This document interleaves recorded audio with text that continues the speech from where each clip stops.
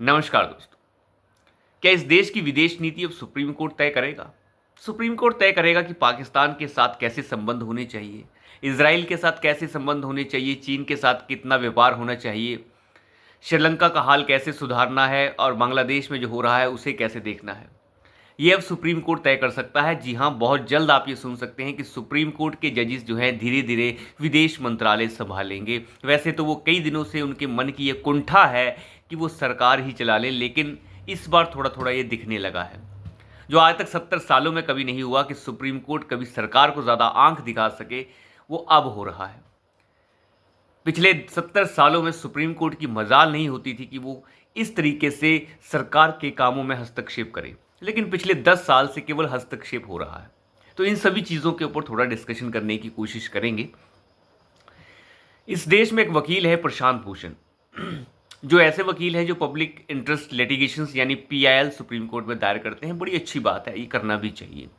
लेकिन उनकी कोई भी पीआईएल जो है मुझे नहीं लगता कि पब्लिक के इंटरेस्ट की होती है।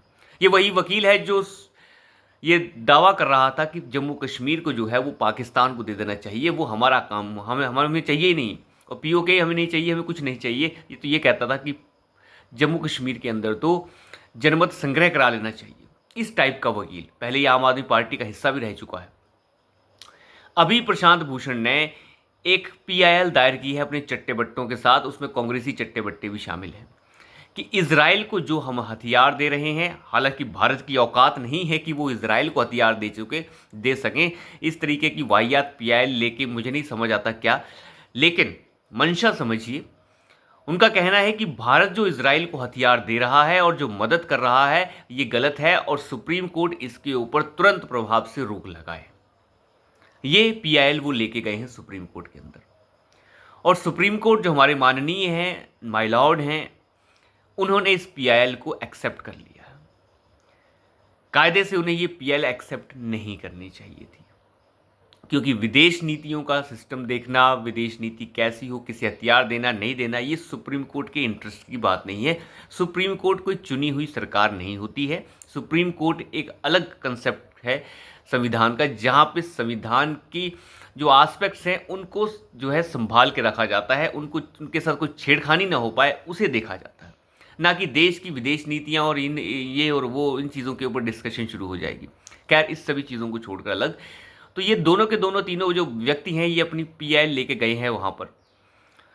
तो जो पीआईएल जो वहाँ पे पहुंची उसमें ये मांग की गई है कि इसराइल को जो भी हथियार सप्लाई किया गया है उसके ऊपर रोक लगे और भारत जो है इस तरीके से कोई भी हथियार सप्लाई ना करे।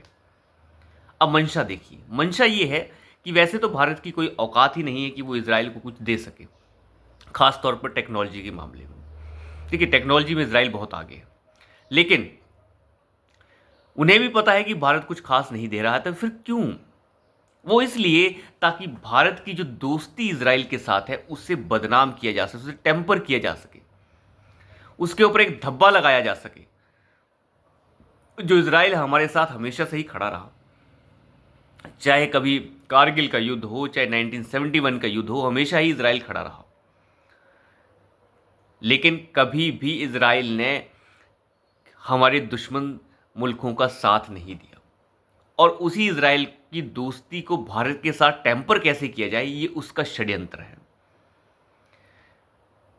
खैर, ये लोग तो षड्यंत्र करते ही रहते हैं, इनका काम है षड्यंत्र करना। मुझे इनसे कोई आपत्ति नहीं है, क्योंकि ये वही वकील है जिसे सुप्रीम कोर्ट ने 1 रुपए का जुर्माना लगाया था। ये औकात है सुप्रीम कोर्ट की। सुप्रीम कोर्ट किसी वकील के ऊपर 1 रुपए जुर्माना लगा रहा है, वो भी कंटेम्प्ट ऑफ कोर्ट का। क्या सुप्रीम कोर्ट को डर लग रहा था? कोई आम सामान्य व्यक्ति हो तो कंटेम्प्ट के मामले में उसे जेल भेज दिया जाता है, 2 महीना जेल के अंदर भी रह के आ सकता है। लेकिन 1 रुपए जुर्माना, सुप्रीम कोर्ट उन पे लाख रुपए जुर्माना भी नहीं कर पाया, 15 लाख भी नहीं कर पाया, 5 लाख भी नहीं कर पाया, 1 लाख भी नहीं कर पाया। ऐसा लगता है जैसे सुप्रीम कोर्ट को डर हो। सुप्रीम कोर्ट डरता है। कहीं अभिषेक मनु सिंघवी जैसे मामले जैसे तो नहीं है कि कोई सीडियां लीक हो जाएंगी। हो सकता है इनकी सीडियां भी होगा, बिल्कुल होगा, सब के सब करप्ट है। लेकिन एक चीज देखने वाली है, एक चीज देखने वाली है कि किस तरीके से सुप्रीम कोर्ट ने इस पीआईएल को एक्सेप्ट कर लिया। आप को ये पीआईएल एक्सेप्ट ही नहीं करनी चाहिए थी। पिछले 70 साल में आज तक ऐसा कभी नहीं हुआ कि सुप्रीम कोर्ट विदेश नीतियों के मामले में पीआईएल एक्सेप्ट करे या फिर सरकार के मामले में इस तरीके से हस्तक्षेप करे। राजीव गांधी के मामले में याद होगा आपको, जब शाहबानो केस हुआ था, सुप्रीम कोर्ट अंदर घुस गया था। सुप्रीम कोर्ट ने जो है पलट दिया था और कह दिया कि सुप्रीम कोर्ट ने एक तरीके से मेंटेनेंस तय कर दी थी उस मुस्लिम महिला के लिए। राजीव गांधी ने उसे संसद के अंदर पैरों तले रौंद दिया था। क्या कर लिया सुप्रीम कोर्ट ने? कुछ नहीं। लेकिन बात इन सभी चीजों से अलग ये है कि विदेश नीति के मामले में सुप्रीम कोर्ट तय कर रहा है कि हम कैसे काम करेंगे, क्या करेंगे।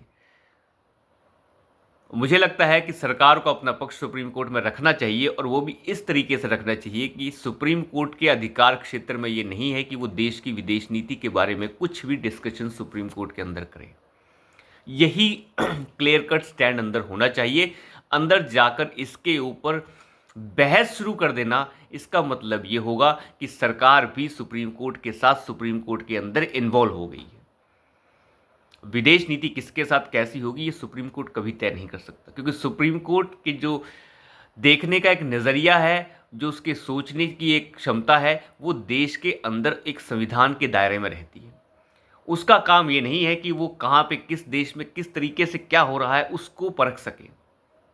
ये कैपेसिटी सुप्रीम कोर्ट के अंदर नहीं हो सकती, क्योंकि उसका वो फील्ड ही नहीं है। उसका फील्ड केवल संविधान है और संविधान को कैसे इस देश के अंदर लागू करा कर रखा जाए और कैसे जो है संविधान को ख़त्म होने से रोका जाए, ये उसका काम रहता है। वो एक तरीके का गार्डियन है, गार्जियन है वो संविधान का।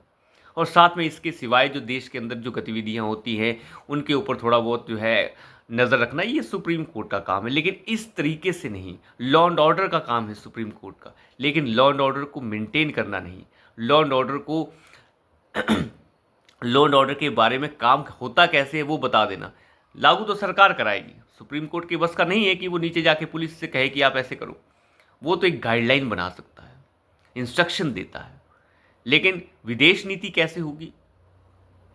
लेकिन सुप्रीम कोर्ट की, मैंने एक वीडियो में पहले बात की आपसे कि सुप्रीम कोर्ट अपनी साख खो रहा है, साख पैरों तले नीचे रौंदी जा रही है। जब होने वाले भावी चीफ जस्टिस अरविंद केजरीवाल की पिटीशंस के ऊपर सुन रहे थे, जमानत याचिका के ऊपर सुन रहे थे, जिससे होने वाले भावी चीफ जस्टिस सूर्यकांत, जिन्होंने पूरा दिन अरविंद केजरीवाल की जमानत याचिका पे सुनवाई की, पूरा दिन। आज तक भारत के इतिहास में ऐसा कभी नहीं हुआ होगा कि पूरा दिन किसी की जमानत याचिका के ऊपर सुनवाई हो। जमानत याचिका के ऊपर तो सुनवाइयाँ एक्चुअली सुप्रीम कोर्ट में पहुंचती भी बहुत कम है, ना के बराबर। आम आदमी तो पहुंचा ही नहीं सकता, नेता भी बड़े कम पहुंचा पाते हैं, बड़े बड़े नेता ही पहुंचा पाते हैं, और केजरीवाल तो वैसे भी इंटरनेशनल नेता है।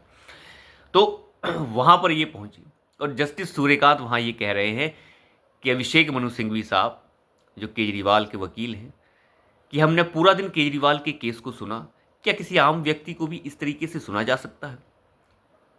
उस समय सुप्रीम कोर्ट को शर्म आनी चाहिए खुद के ऊपर कि ये सवाल जो आप पूछ रहे हैं मनु सिंघवी से, ये खुद से क्यों नहीं पूछ लेते।